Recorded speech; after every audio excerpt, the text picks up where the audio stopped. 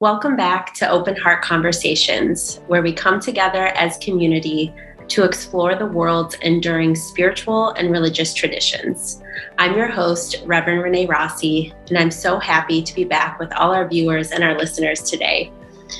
Today, we are exploring a rich and ancient practice which has endured the test of time, Taoist self-healing practices with Reverend Dr. Diane Rooney. Diane is a doctor of Oriental medicine, a licensed acupuncturist, Reiki master, licensed massage therapist, board-certified herbologist, certified aromatherapist, and nationally certified reflexologist. She is ordained as an interspiritual minister, is a second-year dean at One Spirit Interfaith Seminary, and holds a doctorate of ministry in Taoism and self-healing practices. Diane, welcome to Open Heart Conversations. Thank you. Thanks for having me. Yes, we're so happy to have you back. So I want to start with a very big question at the beginning. What is Taoism? That is a big question. Well, I thought I'd read a quote from Lao Tzu, who talks about what Taoism is. He says it much better than I could ever say it. So if I may, he says, there is something, an undifferentiated whole that was born before heaven and earth. It has only abstract images, no concrete form. It is deep, dark, silent, undefined. We do not hear its voice. Assigning a name to it, I call it the way. The way is infinitely high, unfathomably deep, enclosing heaven and earth, receiving from the formless. It produces a stream running deep and wide without overflowing. Opaque, it uses gradual clarification by stillness. When it is applied, it is infinite and has no day or night. Yet when it is represented, it does not even fill the hand. Lao Tzu. So, what is he saying there? So Taoism basically is the path back to Tao, back to the source, back to stillness, back to no thing. It is about the process of becoming clear and still. It's about calming the mind, stilling the mind. Taoism is about connecting to the cycles of nature and quieting those things that get in the way of that, the clutter in our minds, the clutter in our days, our internal chatter. It's about really cleaning and clearing ourselves so that we can become a channel for the pure light of spirit, or what's called Shen, that can pour into our beings and our psyches and our bodies unimpeded, therefore connecting us to the unimpeded, to the cycles, to the natural cycles of life. It's about getting rid of turbidity, it is said. Turbidity, what is that? It's just the things that get in our way of flowing naturally, which would be our ruminations, or our physically our addictions, or our self-worth issues, or our connections to others, our desire nature. It's just about quieting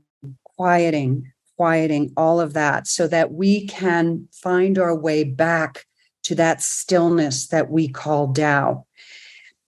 And the thing is, even when we get to that process and we start to still ourselves, we're still in something. Even when we, like the Buddhists say, obtain emptiness, emptiness is still a thing. So Taoism is getting rid of things. And eventually we want to be in no thing. And it's very hard for us to comprehend that because we're three-dimensional beings here on this earth, just filled with things, right? So Taoism is about undoing. It's not about adding to. It's about taking away. It's about dissolving. It's not about getting. anything. It's about releasing. So that's basically Taoism. Sounds like something any human could strive to attain, which makes me wonder, like, what does it mean to be a Taoist? Do you have to be a Taoist to access this, or what does that mean? No, to be human is to be on a path towards something. Taoism is, from a Taoist perspective, Taoism or Tao is the goal, and Tao is no thing, right? And that's why even in the first chapter of the Tao Te Ching, it says we can't name it. That means that we can't call it a thing, because once we do it, we're away from it. But anybody can take this path. You don't have to be a Taoist. You can just try to be a better human being. There are certain Taoist techniques that you can apply, but again, you don't have to be a Taoist to apply these techniques. So these simple techniques, which is what this self-healing thing is that I'm on about, are simple things like breathing exercises, visualization exercises. Eventually, you want to get rid of visualization because, again, that's creating a thing. That's not stilling the mind, but it's a start. Visualization, movement like Qigong, internal alchemy exercises like Neigong, or meditation exercises. It's also about following a healthy diet, non-processed or dead foods. We don't want to. We want to bring in non-processed foods and get rid of boxed foods or things that don't have life force or vitality, because we want to bring vitality into our cells, into our bodies. It's also following ethical and moral guidelines. The more I study Taoism, I realize Confucius, as an example, he wanted to bring ethics and morality to the people by instilling the laws that would enhance good ethical behavior and morality. Whereas in Taoism, you find that within yourself. You find good ethics and good morality for yourself. And what does that mean? Just simple things that we all know, like you don't take things that don't belong to you. You don't steal. You don't lie. You don't kill, you don't get intoxicated, simple little things. And even if you get away with a lie, let's say, you still know deep down inside that you have done something unethical to yourself. There's no judgment. There isn't any pointing finger. It's just about bringing clarity and stillness to your being. And by doing that, it's adhering to these certain precepts or guidelines. It's also about applying Wu Wei, which is flowing more in life. There's, I believe it's chapter 60 of the Tao Te Ching that says, the way to run a government is like cooking a small fish. You don't want too much of a heavy hand or mucking about, because it will spoil that small, delicate fish. Wu Wei is about letting go and flowing, not judging or getting hard on ourselves. Because if we do that, we're not applying stillness and clarity. So let's say I do pick up a pen accidentally or even on purpose that doesn't belong to myself. I've done it, move on, begin again, try again, just keep working at this. And anybody can do this. You don't have to be a Taoist in order to apply Taoist techniques or principles to your daily life. Beautiful. So, but as you were speaking about some of these techniques, it seems like there is a communication, an internal communication happening, to be in the flow and to strive for these non-things or the not things. So could you speak about that a bit, like what's happening in the body? Certainly. The communication, again, is at first when you start the process. We have to use our five senses and our internal dialogue in order to understand what we're trying to do. But eventually we want to just get rid of that. Self-healing from my perspective, and I talk to my cells as an example, and I help others talk to their cells. So that's talking to the innate wisdom of the body. Is that Taoism? I don't know, but it's my spin on self-healing. And the way I look at that is, in Taoism, everything has cycles. Everything generates something else, right? The cells in our body are no exception. They work together, they generate each other, they work in harmony, they're interdependent. They have systems. They are little organisms in themselves. They take in oxygen, for instance, so they breathe. They have an excretory system, a digestive system. They have an innate wisdom to them. So there's a brain system in a way. And they live in harmony with each other. There's an ecosystem.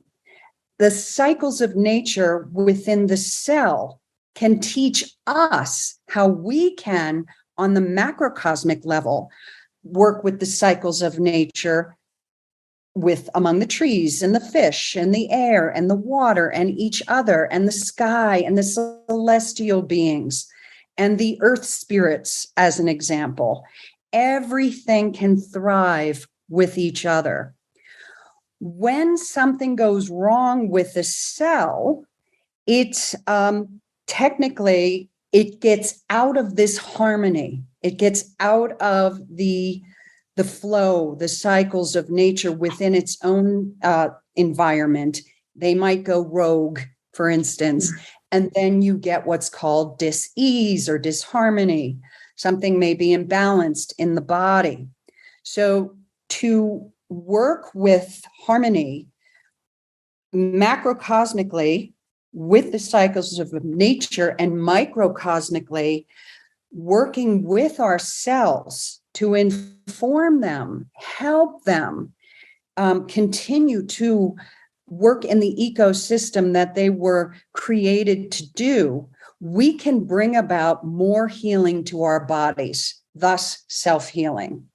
And so I do some visualization and some movement and breath, and I actually talk to my cells every single day to help them. I love my cells. I send them love and appreciation and gratitude that every day they do what they're supposed to do for me, the greater organism that they are serving. And I want to, in gratitude, acknowledge that. So I see that, again, from my perspective, I see that microcosmic Taoist interdependent cycles of nature feeding the macrocosmic in my relationship to others day to day. Mm-hmm. So that's the body side of it. Of course, there's emotions and spirit and mind and all of that stuff. Mm-hmm. Yes, and I think we'll explore that more in our conversation.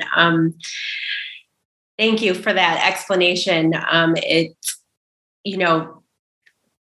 Being aligned with the cycles of nature, that's a practice found in so many ancient traditions and so many places in the world. And it's a really powerful practice that I think is so timely right now that so many people are returning back to because of the wisdom there and the connection with what is happening around us. Yeah. And, we have the power to heal ourselves. It's all in there. We're hardwired to heal ourselves. We're just not taught the keys to do that. So my passion really in this lifetime is to try to find those keys and then help others find the keys for themselves as well. Yes. Yeah. So speaking of keys, will you explain to us what is chi? Okay, that's an a nebulous question. So chi is life force. It's vitality. Everything that is alive is chi in some form or gradation. It emerges from Tao. It emerges out of stillness. It is vitality. It is ungraspable. It changes all the time. In the West, we call it energy, but that doesn't do it justice. It's the animating force behind the energy. It's the author of our breath. It's the underlying impetus to the beat of our heart. It is this ungraspable thing that, as it comes from Tao, it's the way Tao expresses itself. Let's put it that way. It's the way this no thing becomes a thing in order for it to understand itself and for us to understand it and find our way back to that stillness, that oneness, that source. And we do this by understanding this vitality that is everything and how we are no different than that chi in everything. Think of a prism, like you have a ray of sun that separates into different colors, right? Through a prism. Well, chi separates into this different qualities and looks like different things, but it's really that same ray of sun, just to give you an analogy. Mm-hmm. So chi is life force, vitality. Life force. And even just hearing you talk about it makes me feel more alert, more alive, the way you describe it. So how can you tell if your chi is out of balance? Like, or is it always in balance? What should it be doing? Well, we're given these symbols to help us understand the balance of chi. One of it is the Taiji symbol, the yin yang symbol you see with the yin, the dark, and the light, and then the dot and the two. That is chi in balance. When chi differentiates itself from the source, in order for us to understand what it is on this planet called Earth, it separates itself into duality, or what we call yin and yang. And yin has certain qualities that just represent that part of chi, and yang has certain qualities that represent that part of chi. As an example, quick example, yang is active, it's sunlight, it's go, it's the masculine, it's up, it's fire, it's heat. Yin is the feminine aspect. It is going within, it's stillness, it is cold, it's down. So these two need each other in order for us to understand. You can't understand what up is if you don't know what down is. What is it relative to?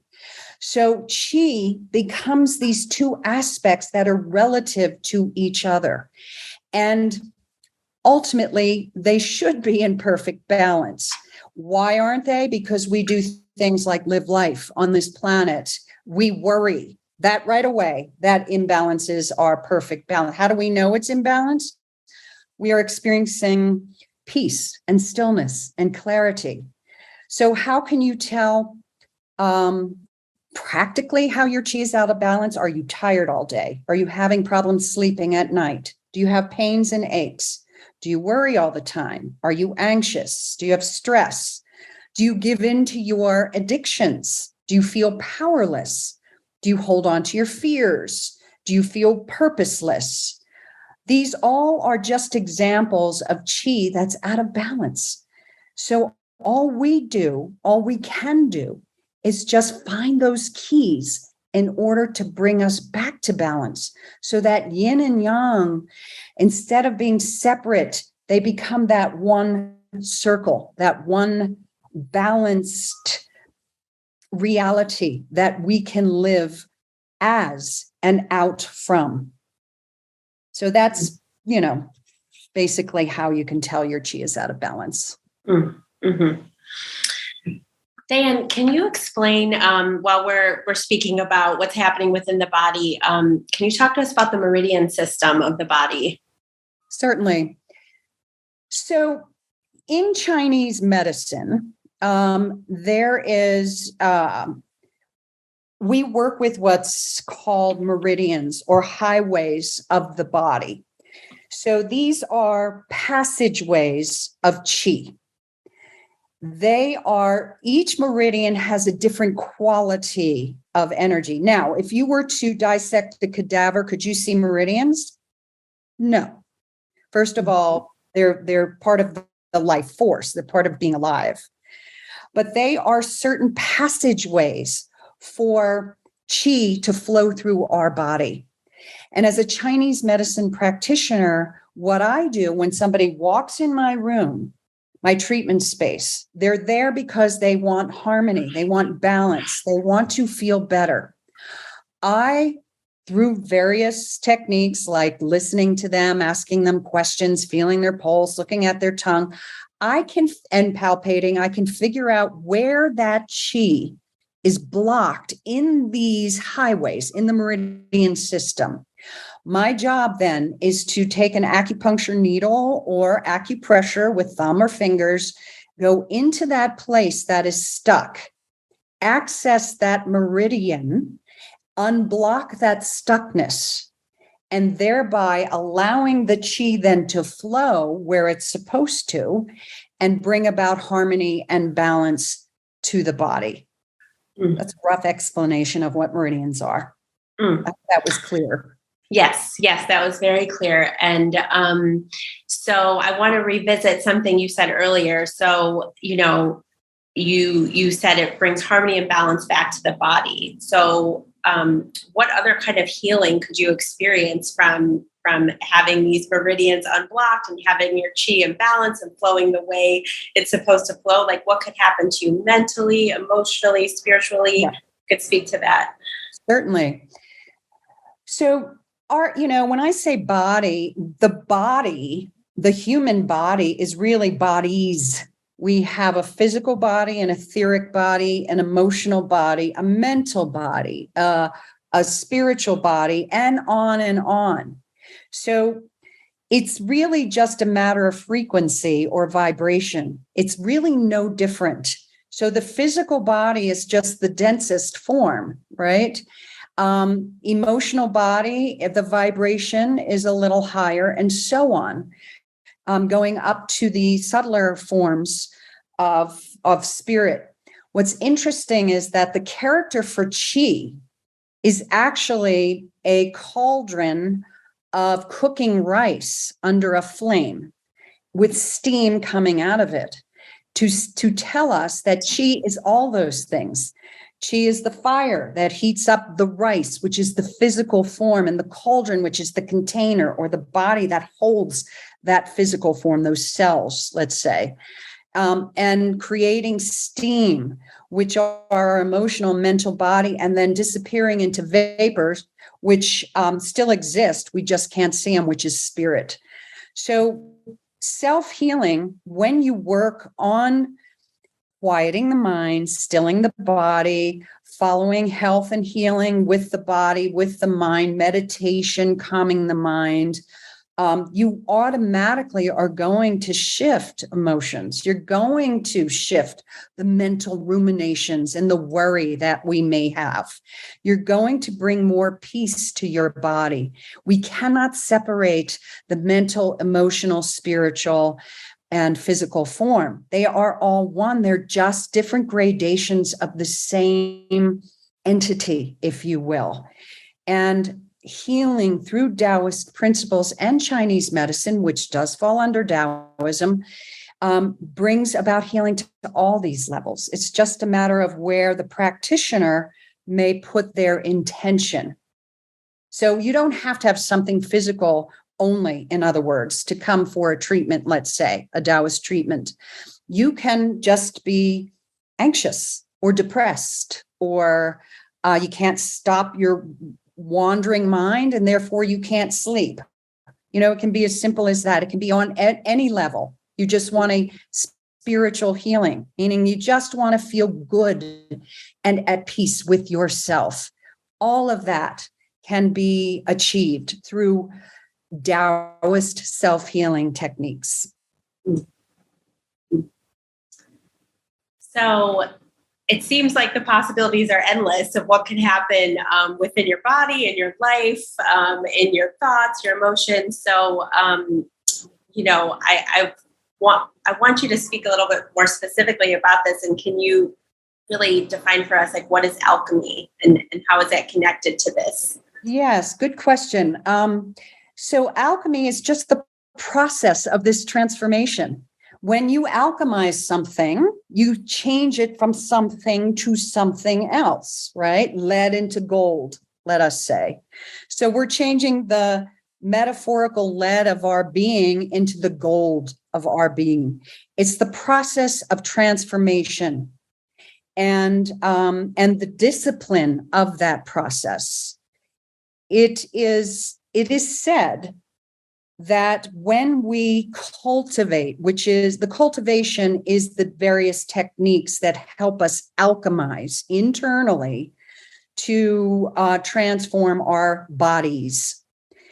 And it is said we can, when we alchemize and cultivate our energy, we can create what's called long life, long, healthy life. Or taking that a step further, immortality. Now, does that mean we live forever? Maybe. I don't know. I think it means that we start to tap into and operate out of that which is immortal within us. And that's how we walk through life, by internally alchemizing so that we are at one with that immortal part of our being, our soul, our spirit, whatever you want to call it, and we operate from that. And so alchemy is just the process of internal transformation through cultivation. And who is this for? I mean, we spoke about this a bit earlier, but do you have to be a Taoist to experience this level of alchemy? No, as far as I know, you just need to be human.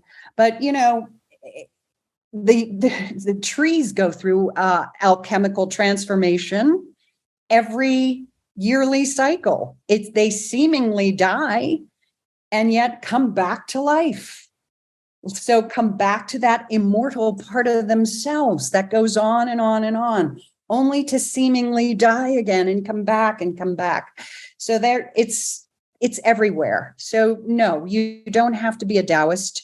You can just be somebody who's interested in bettering themselves and their lives. That's good news. Of course. And we always have a chance. Every time you wake up in the morning, you're given another chance to bring healing and balance to yourself and your being. Isn't that great? Yes.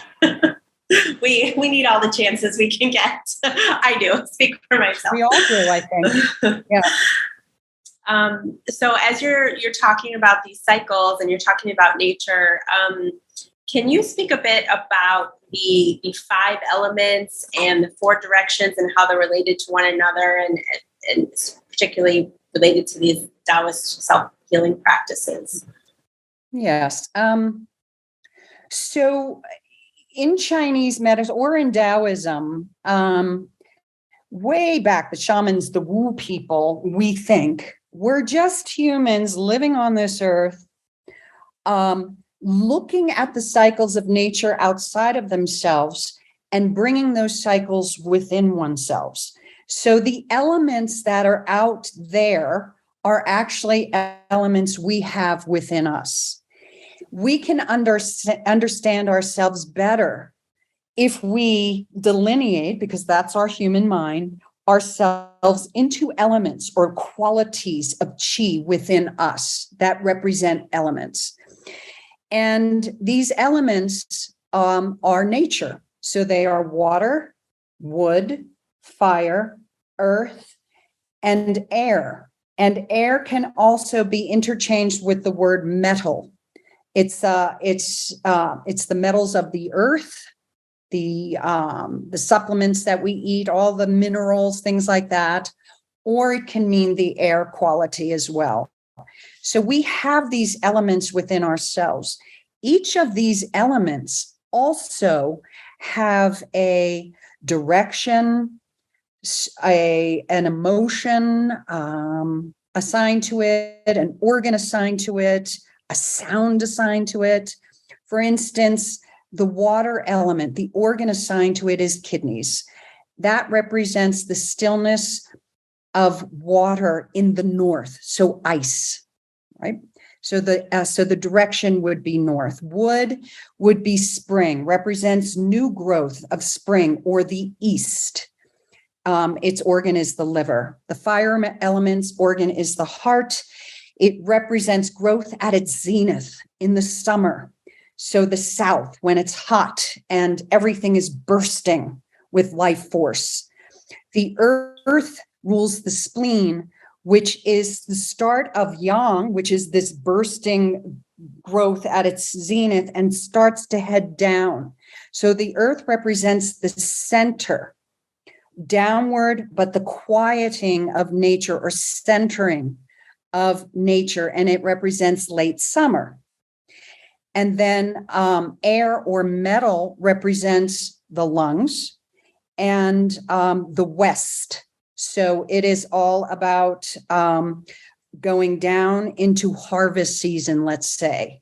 It's about quieting down before we go back into the water element, back into winter, and so on. And these are the cycles outside ourselves, and they're the cycles within ourselves.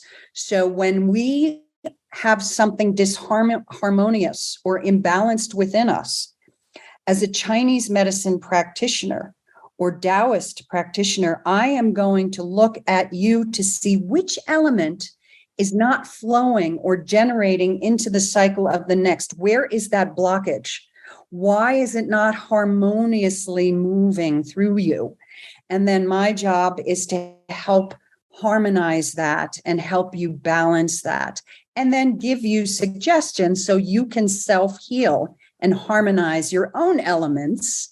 And eventually you won't need me at all. That's the goal. So we've spent, quite a bit of time talking about the systems of the body and what's happening with the chi and the meridians and how the elements are connected. And so I'd like to speak a little bit more specifically about the Taoist self-healing practices and, some that, if you could talk about some that you would, as you just said, would either lead or teach someone to do themselves, what those practices would be, how you would describe them, and what kind of effects they could have on a person. Okay. So I think maybe the best way to explain this is just to give an example of a visualization and breath exercise to help with our organs and our digestive system. So if I may, can I lead us through a visualization? Yes, please. Okay. So what I would say to you or anybody listening to this, you might have a sip of water by your side just in case you need it. You probably won't, but just in case, because we're going to use the saliva of our mouth. But if you can't get the saliva, then you will just take a sip of water. So you might pause this, go get yourself a little sip of water, have it by you for this visualization practice. Okay, so here we go. Ready? Ready. Okay. So before we start, don't force anything. Just allow it to be. If you can't bring up a visualization, just let it go. Just don't force anything. Trust your body and tune into the felt sense. Just listen inside. Okay, so assume a comfortable position, but make sure your spine is erect and not leaning against something if you can. Maybe sit at the end of the chair, have your feet flat on the ground, your knees 6 inches apart or so, and place your hands on your knees. Place the tip of your tongue on your palate behind your front teeth. Breathe through your nose. This whole time we're going to be breathing through our nose. Your mouth is closed. Either soften or close your eyes. Take a deep breath. And on the exhale through your nose, let all the tension dissolve out of your body. Take a few deep breaths. Just feel any tension, tightness, worries, ruminations, just dissolve. Leave through the exhalation.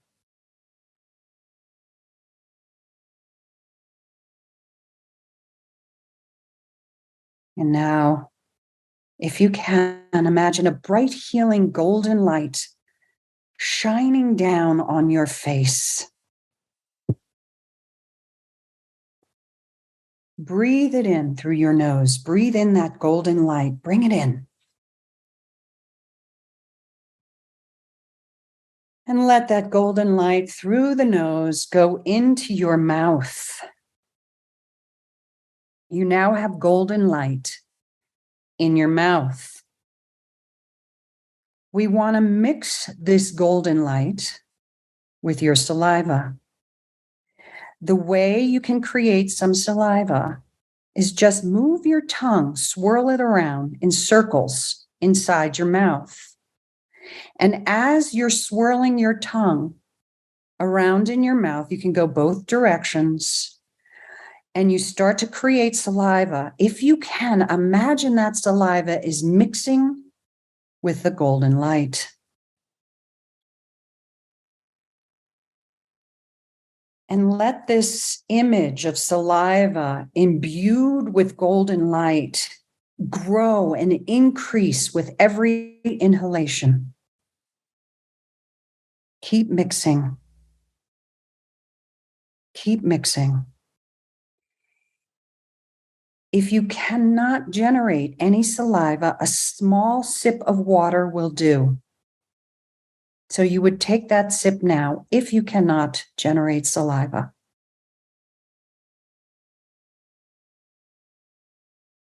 Keep healing. Keep letting this healing mixture of light and saliva grow within you, within your mouth, with each inhalation.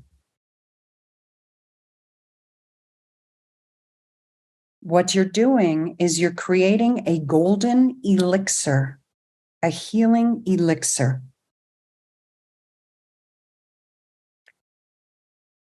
We're going to, through this visualization, use this elixir 5 times. So this is the first time.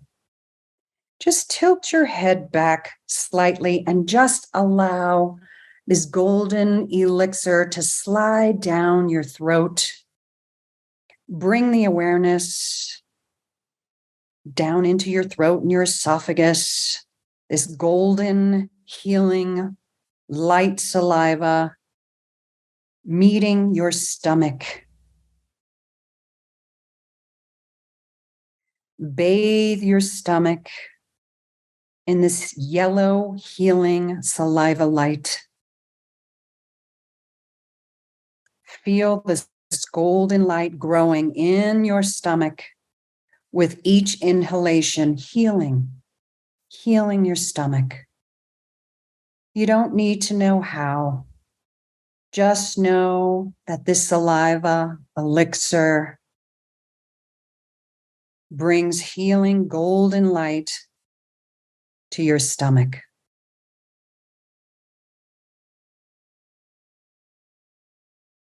And now bring your awareness back to your mouth and take another swallow.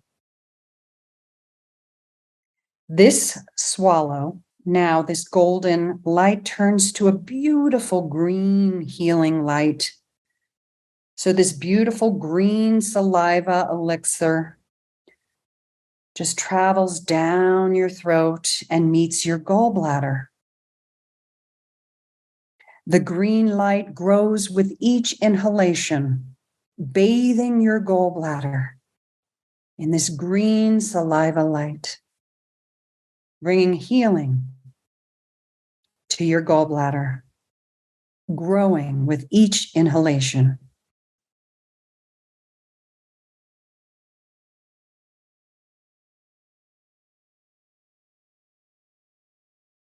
And now bring your awareness back to your mouth. If you need to, swirl your tongue around just to bring more saliva to your mouth. And we're going to mix this saliva now with a beautiful pink light. And going to swallow this pink saliva elixir light down your throat and meet your small intestines. Filling your small intestines with this beautiful pink, calm, peaceful saliva elixir, bringing healing to your small intestines. The pink light growing with each inhalation, you bathe your small intestines with this big pink saliva light.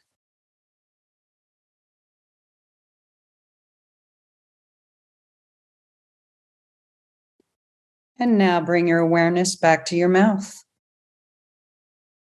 Creating the saliva, you're turning the pink into white saliva elixir, white light. Swallow this white saliva elixir, this white light. And it meets your large intestines, your colon. The white light grows with each inhalation, bathing your large intestines with this white saliva light. Growing and growing with each inhalation, bathing, bringing healing to your large intestines.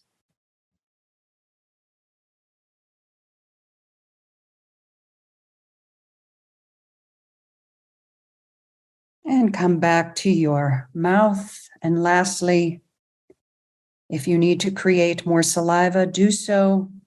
And you're going to mix this saliva with a beautiful blue light. And you swallow this beautiful blue elixir light, the saliva elixir, and it meets your urinary bladder. This blue light grows with each inhalation and bathes your urinary bladder with this blue saliva light, healing the bladder.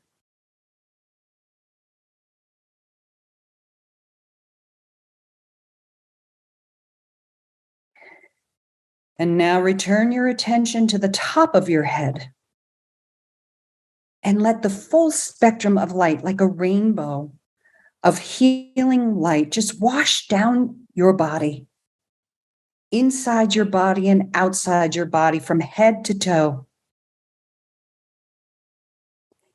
And feel this rainbow of light filling up your body, spiraling down your mouth, your teeth, your throat, hitting the stomach, the gallbladder, the small intestine, the large intestine, the urinary bladder, your whole body, one full sweep of all the colors, all the elixir colors, bringing healing to all your digestive organs. And now allow this rainbow of light fill up what's called the lower dantian, which is in your pelvic bowl, below your belly button, your navel, inside your body. Place one hand below your navel, palm in, if you can. Place your other hand directly opposite on your lower back, so your palms are facing each other. Feel with your hands this elixir healing energy filling up this pelvic bowl in between your two palms, this rainbow of light, these elixir of colors, bringing healing, wholeness, groundedness into your being, filling up this lower dantian, this pelvic bowl, knowing that this rainbow of light is always here, always for us to use, to bring healing to each and every organ as we need it. Just breathe. Just breathe.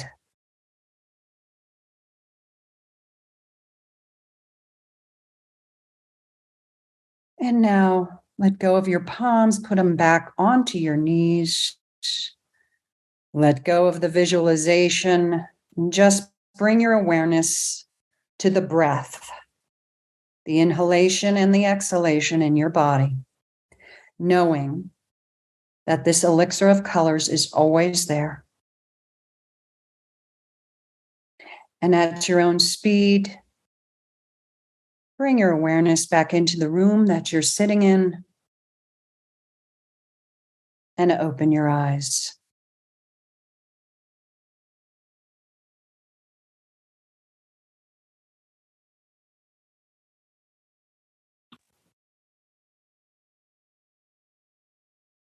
So that was a rather long example, but this is one example of how we can bring breath qigong to our digestive system. We can do this to any system, but this was just for our digestive and urinary organs to bring about healing, and the use of the vibration of color and the quality of our own saliva and using that as a healing agent for our body.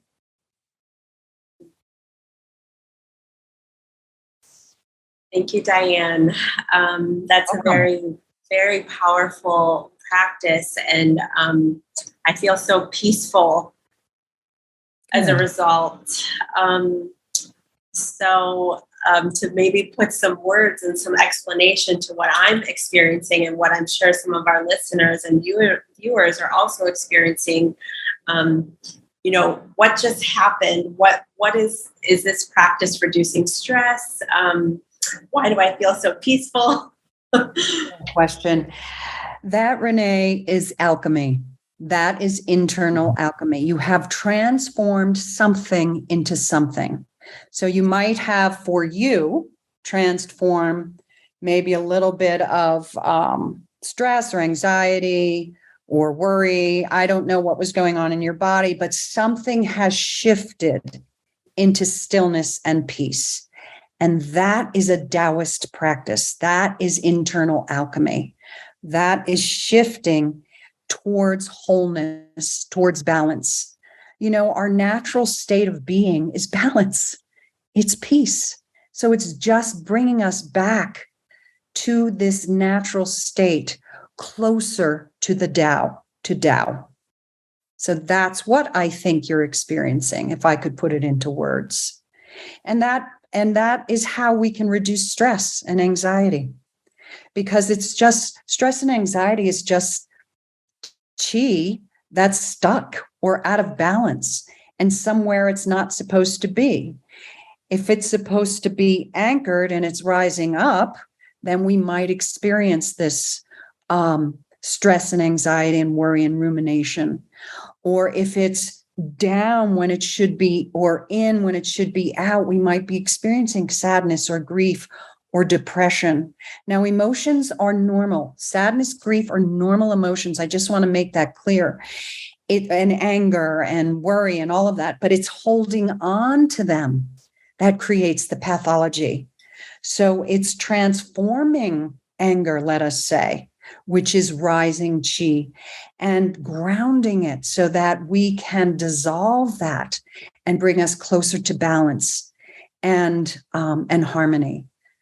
So this is just one example of how to do it. We can also do it through movement, just simple breath exercises, through sound, just through meditation, through letting go. There's many ways. This was just one. Diane, this makes me wonder, if these practices can have these effects on ourselves and they can affect how we think, how we see the world, how we feel, our emotions, our physical body, um, you know, how does this affect the outside world then? If let's say every viewer and every listener just went through this visualization with us, what could happen in their lives? Can you imagine if the whole world operated from a place of peace? Oh my goodness, we wouldn't have the chaos we have right now. Our relationship to the self heals, the relationship to others heal. The relationship to the animal kingdom heals, to the plant kingdom, to the fishes, to the air, to the water. We wouldn't want to harm the water or harm the air, as an example, or harm each other through our words, through our actions, because we would be okay within ourselves.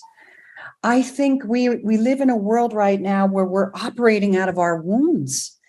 And therefore, we see a lot of hurt and suffering and harm and disharmony. And if we would bring just a little bit more harmony within ourselves and operate it as that out in life, it becomes infectious and we pay it forward. And then others can feel the harmony in relationship. And perhaps then they can experience that internal harmony just a little bit more, and then bring that home to their loved ones or to their workplace or to strangers in the street, on the subway, or, in a traffic jam or whatever it is. And the whole of humanity would shift, and we would all en masse become a greater being, because we are one shifted step closer to Tao, to stillness, to peace, to harmony, to no thingness, to no separation, away from the wounds, dissolving the wounds. Do you imagine? Wow. Yeah, it's inspiring and also feels possible, feels achievable. Of course accessible. Yes. It's not this lofty thing that's meant for somebody else to do, or the masters or the enlightened beings. My feeling is that these masters and enlightened beings have gone this way before us, have said, look, they turn and they go, look, I'm just walking ahead of you, but you can do this. I've done this. You can too. I am just the messenger and serve as an example. You too can do this. And it's simple, simple, simple, moment to moment, daily exercises. And as we live a lifetime, these little moments, these little molecules, little fractals become a bigger and bigger, or these little sparks of light within us become a bigger light and bigger. And then we connect with another spark of light outside ourselves and get bigger and bigger and bigger. It's just moment to moment, and the patience to do that for ourselves. That's important, I believe. Mm-hmm. And what you spoke to earlier, the opportunity to begin again, to do it each day, to have the chance to do it over, or try harder, or give yourself that space, or untry. For instance, if we say something negative about somebody, throw a dart through our words, let's say, or gossip or something like that. It's just a matter of observing. You go, oops, I did it again. And then you begin again. And then maybe the next time, if you're emailing somebody and you want to say something, you might go, let's undo that. Let's erase, delete. Let's not say that. So it's really about undoing. It's about observing, not judging, and loving oneself and lovingly saying, "Oop, did it again. Okay." And then next time, not do it. And so on. Yeah. Mm-hmm. So this makes me want to jump ahead to part of our conversation and speak about something that we're so delighted about, the course that you will be offering, which is exactly about everything you've been speaking about today, that you'll be offering in partnership with United Palace. So Diane, can you tell us about that course? I would love to. So it's a course in 3 levels, and it's self-healing through Taoist practices through United Palace. It's in person in New York City at United Palace and live stream. So you can be online for it and or in person for it. There's 3 levels. The first level is Taoist healing practices for the physical form. We go into the physical body, the meridian system, visualization, communication with the cells, etc., movements, qigong, things like that to help our physical form. The second level is more focused on the psycho-emotional, the mind and emotions, through the 5 elements, how to change the emotional state of our beings, the mental state of our beings, how to calm the mind, still the mind, again, through these Taoist practices, breath, visualization, movement, even acupressure techniques on what points to press, what parts of the body. And then the third level will be more on the spiritual level, talking about the 5 spirits, or what I call the 5 messengers. What does that mean? We go into that in depth, the 5 spirits, because each of our organ systems has a spirit or an entity, if you will, related to it and to us. And how do we work with that in terms of healing? We'll talk a little bit about the chakra system. And through all these 3 levels, we will, reference the sacred texts, Zhuangzi, Tao Te Ching, I Ching, whatever we need in order to increase our understanding of this. Each level can be taken separately. In other words, you don't have to do the first level in order to do level 2 and level 3. You don't have to do the first 2 levels in order to, they're separate entities in and of themselves. Or you could take all 3 levels if you'd like. You can take 2 out of 3. You can mix and match. You could be there in person one time and be online another. So this is all through United Palace, and I'm very excited to be working with United Palace with this course on self-healing through Taoist practices. Did I miss anything, Renee? No, I think you covered everything. Just also that there will be information about the course at nccaom.org. Right. Oh, so it is. That's important. Thank you. It is a CEU continuing education class. You can get 14 CEUs or PDAs for each course. So if you take all courses, that's 42 PDAs. And it's open to any licensed professional to get those PDAs. So nurses, massage therapists, shiatsu practitioners, acupuncturists, even students of acupuncture can take it and get the PDAs and the CEUs. If you, I don't know if students can get PDAs, but at least you can, it's open to you. You can take the courses as well. So you can go on nccaom.org. It'll be listed there. Or you can go on United Palace's website, which is UPS or UP, United Palace, upspiritualarts.org, upspiritualarts.org, and sign up there for the course if you'd like. The first course is the first weekend in November 2022. Second one is in January, and third one, I believe, is in April. Yeah, of 2023.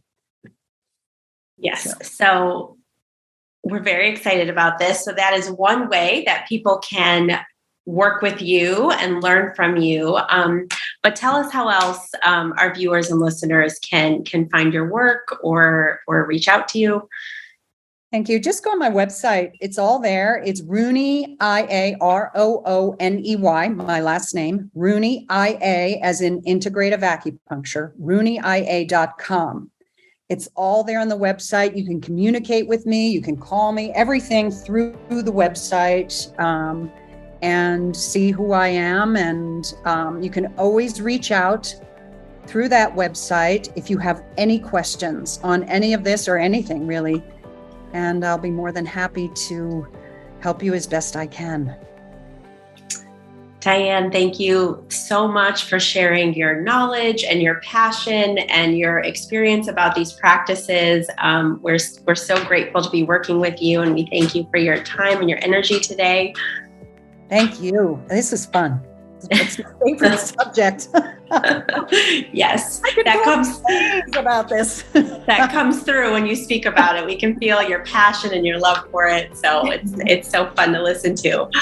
And to all of our viewers and our listeners, thank you again for participating in Open Heart Conversations. We'll see you next time. Bye-bye.